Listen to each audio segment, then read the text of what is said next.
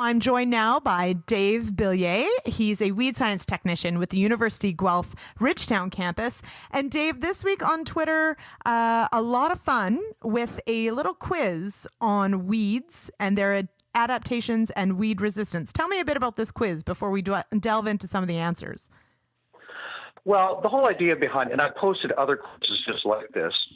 So it's an educational component that I tend to use for seminars that I'm doing, and it's a fun thing. It's something that people can try and see what they know or what they maybe I've never heard of before. So, and even if they can't make the seminar, it's at least a way for people to find out about what we're talking about. Right. So now I thought it was tons of fun, and I was sort of surprised by some of these. Now, I did quite well on this quiz, but mostly because I knew it was in the sort of realm of why weeds are so tough and why we end up with weed resistance. And so I went with worst case scenario, and that seemed to be, unfortunately, the way to go. But maybe tell me about, I was sort of surprised by some of these. I was surprised maybe by the impact migrating birds can have on bringing already resistant weed seeds into a new location. Specifically with Palmer amaranth, what are we worried about there? Well, it's always been known that birds eat weed seeds and move them around locally, but it's never really been understood the role that migratory birds play.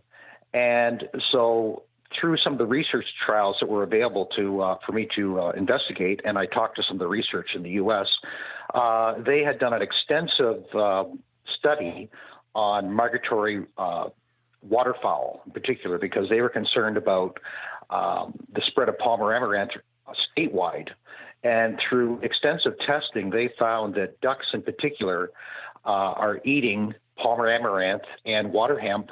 And because of the retention time that they have it in their intestinal system, and based on flight time, because especially mallard ducks can fly for an extended period of time, up more than close to 30 hours in the air, based on an average speed of 75 kilometers an hour, they can easily reach Ontario or Quebec. Now, this is all hypothetical, but the most concerning thing about it is that populations of Palmer amaranth and water hemp are increasing stateside, and in fact, there are known populations in Michigan, in Ohio, Pennsylvania, and Minnesota. So it's all around the Great Lakes area. So for them to bring that seed into Ontario is not beyond the realm of possibility. Now, we haven't found any yet, but the whole point of the seminar is to show people what it looks like and let them know that it's a very serious weed problem stateside that we sure don't want here. Right. And now Ontario already, of course, has its share of herbicide-resistant weeds and multi-resistance as well. So within this quiz, you do mention ragweed, water hemp, and redroot pigweed. Now, how many different modes of action, or I guess groups, is redroot pigweed resistant to already that we know? Redroot pigweed has been documented, and I encourage everybody to, if they want to look at Pub 75, it's the Ontario Weed Control Guide. And currently, redroot pigweed has resistance to groups 2, 5, 6, and 7. And it also, in that chart, it lists which counties are affected and where, and again, to which modes of action are present in those particular counties. Right, and now we've got water hemp as well. That I think just this spring we've got confirmation now of multi-resistant water hemp as well, right? That's correct. Right. And actually, when I was doing the seminar this week, one of the participants was telling me that they found water hemp in Norfolk County. So this chart that we have is already somewhat outdated, because we only listed in 3 different counties, and now Norfolk County, if this is true, that's confirmed there, would be the 4th county that water hemp is being found in. So it's an ever-evolving situation with herbicide resistance in our common weed that we find in Ontario. Now, so one of the things that you shed light on, of course, is all the different ways in which weeds are, have adapted themselves, from the seeds themselves to, shedding early or immature seeds being viable, wind, water, those sorts of things. I was a little bit surprised, and there was a bit of controversy over earthworms potentially having an impact on moving seeds around. What's the story there? Well, again, this was a study that was conducted by Ohio State University, and they did extensive trials, and there was quite a bit of concern why giant ragweed was so persistent, because in the weed world, giant ragweed does not produce a lot of seeds compared to something like pigweed, but the persistence in fields was undeniable. So they took a closer look, and they did find that earthworms, for no reason that is not well understood, are gathering after the seed rain, those giant ragweed seeds that are on the surface and pulling them down into their burrows. And not only that, they are pulling them down below a 10 centimeter level, which puts them into the seed bank, which makes them dormant. So they're there for an extended period of time. Plus, in that worm burrow, there are worm castings, which acts as a fertilizer, and there's oxygen in there. So it's a perfect environment for the seeds. And again, there's no known reason why, because they can't actually eat the seeds.